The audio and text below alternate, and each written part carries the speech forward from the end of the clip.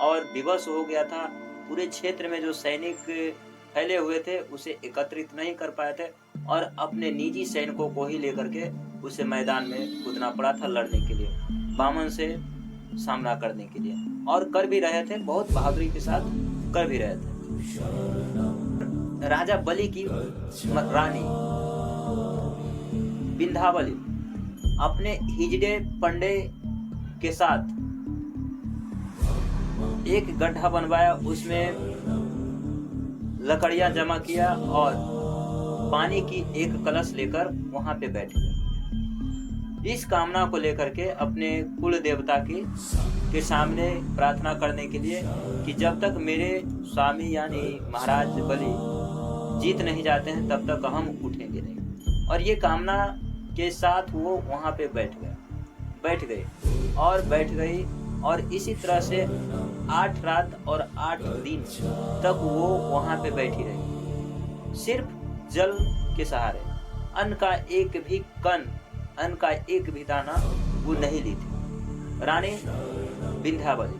और इस तरह से वो वहां पे बैठी रही, लेकिन होनी को कुछ और ही मंजूर था। शायद किस्मत रास नहीं आ रही थी इन्हें, किस्मत को ये रास नहीं आ रहे थे। और अचानक जो रानी विंध्यावली को डर था वही हुआ, और हुआ कि इन्हें समाचार मिल गया। क्या मिला कि महाराज बलि जो है वीर गति को प्राप्त हो गए हैं रणभूमि। वो समय जो था रानी विंध्यावली के लिए असहनीय पीड़ा थी, असहनीय दुख था, और वो दुख को नहीं सह पाई और उसी गड्ढे में जो लकड़ियां मंगवा के रखी थी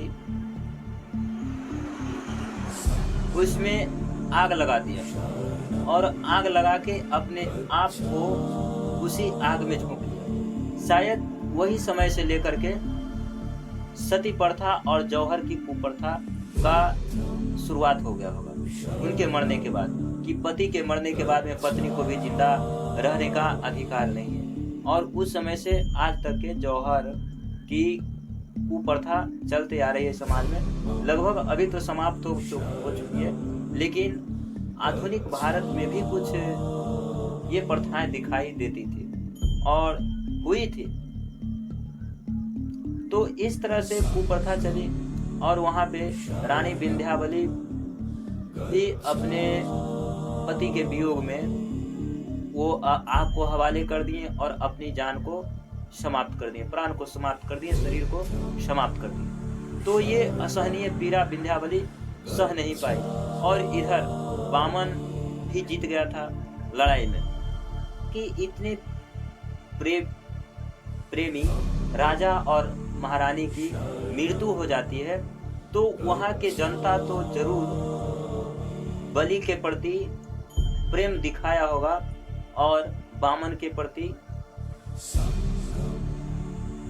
रोष प्रकट किया होगा, विद्रोह किया होगा।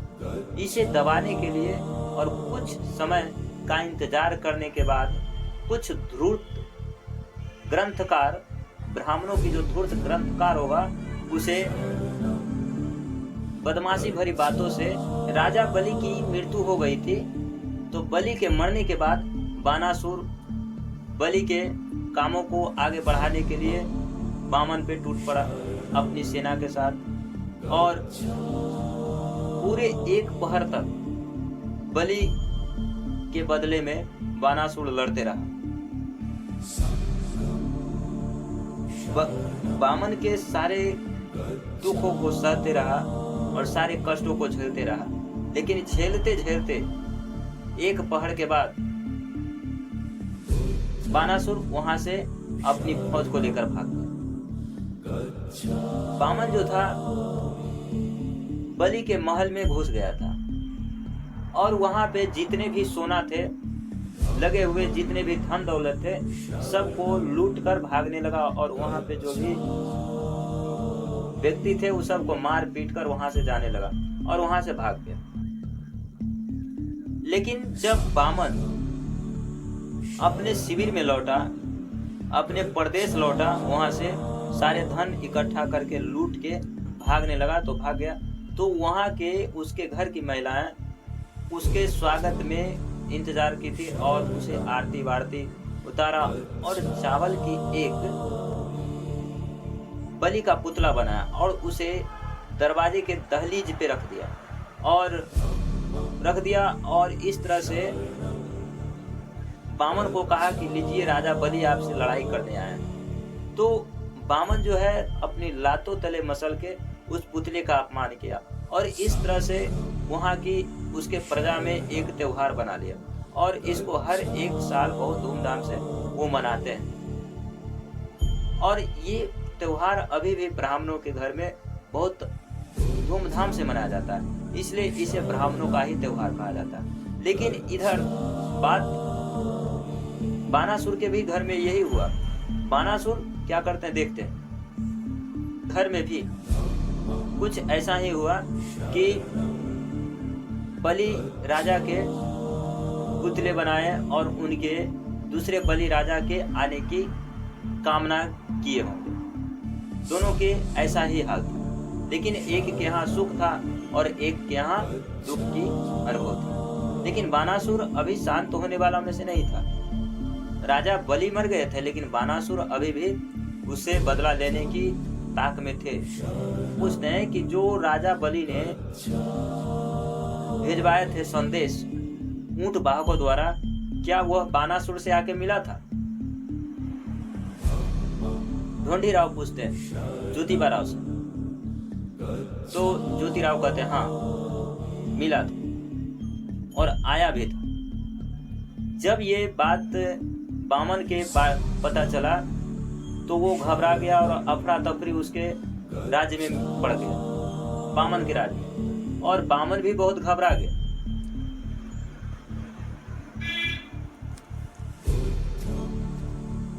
और बामन के जितने भी ब्राह्मण थे वहां पे, जितने भी लोग थे, वो सभी जान बचा करके भागने लगे कि अब बानासुर छोड़ने वालों में से नहीं है और बानासुर अब मारेगा। इसलिए सारे लोग जान बचाकर बामन के पास था। और बामन क्या हुआ, बहुत वो भी डर गया था और अपने सारे फौजों को इकट्ठा किया और रात में गुप्त प्लान बनाया और प्लान बना के सारे धन दौलत जो भी लूटा था वो सब को लेकर के, अपने परिवार को लेकर के वो बाहर भागने की कोशिश किया और भागने लगा। ब्राह्मणों को जमा करके वो वहां क्या किया कि जाके अब बानासुर का इंतजार करते हैं।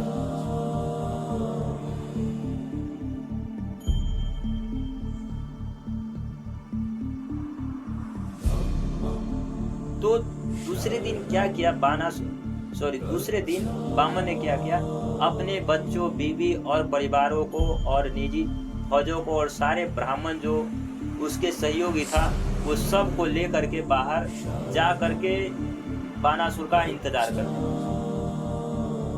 करने लगा।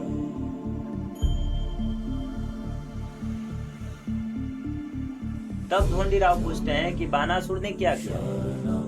तब ज्योतिराव बताते हैं कि बानासुर ने आओ देखा न ताव देखा, अपने बलि के द्वारा बुलाए गए फौज आ ही चुका था और इसके भी निजी फौज थे, बामन पे हमला कर दिया।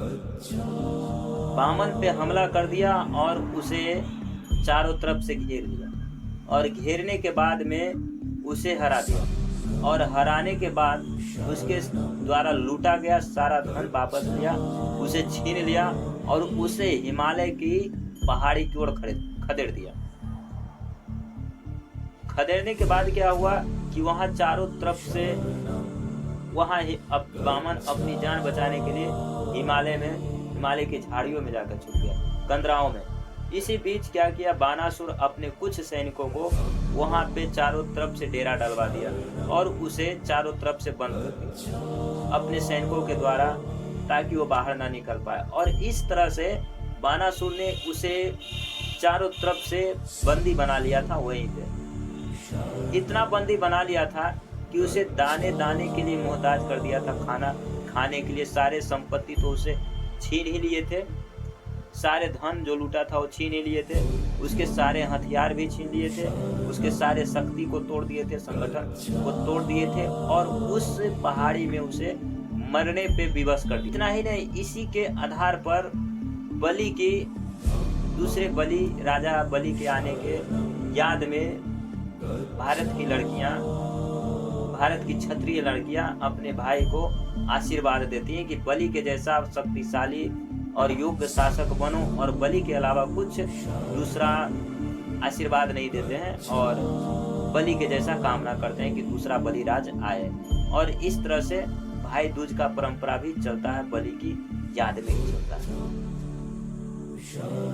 कि आप कहानी कुछ और सुना रहे हैं, कहानी कुछ और बता रहे हैं, और यहाँ पे कुछ ग्रंथों में लिखा है कि राजा बलि को वामन अवतार ने पाताल में गाड़ दिया था।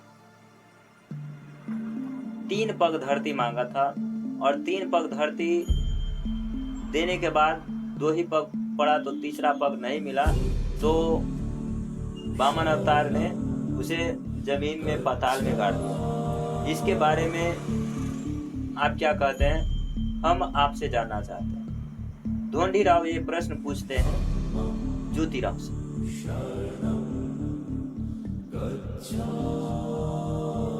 तब ज्योतिराव कहते हैं कि अब तू ही सोच, वामन कैसे विचार के व्यक्ति होगा।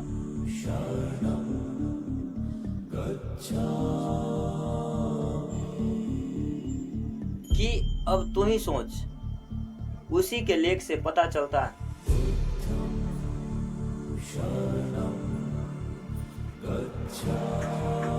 कि वामन जो था 1 नंबर के धूर्त, धोखेबाज, हरामखोर और कपटी इंसान था।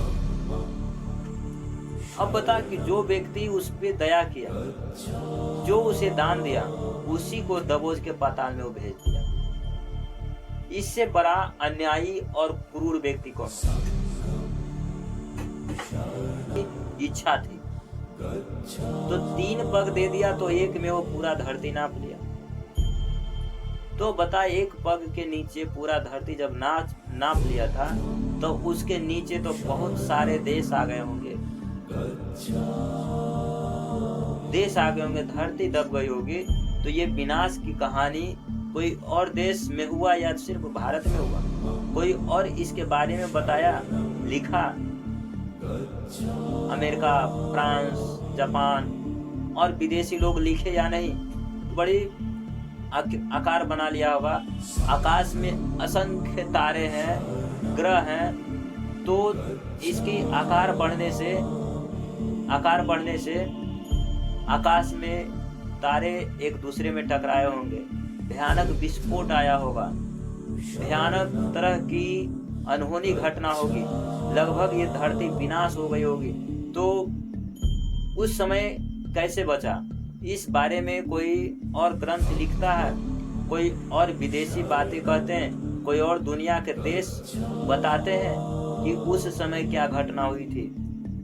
नहीं बताते हैं। और तीसरी बात है कि तीसरी पग धरने के लिए उसे जगह नहीं मिला, तो अपने सर पे क्यों नहीं धर लिया था? सोचने की बात है। की बातों को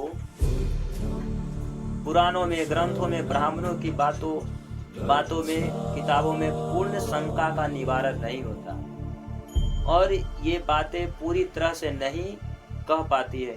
इसलिए किताबें जो है बनावटी और हद से ज्यादा झूठ बोलने वाली किताबें कही जाती है। तब फिर ज्योतिराव कहते हैं कि अगर जो अब से और जानना है तो फिर से एक बार जाके उन ग्रंथों को पढ़ लिया करो, तो फिर से तुम्हारी शंका और दूर हो जाएगी।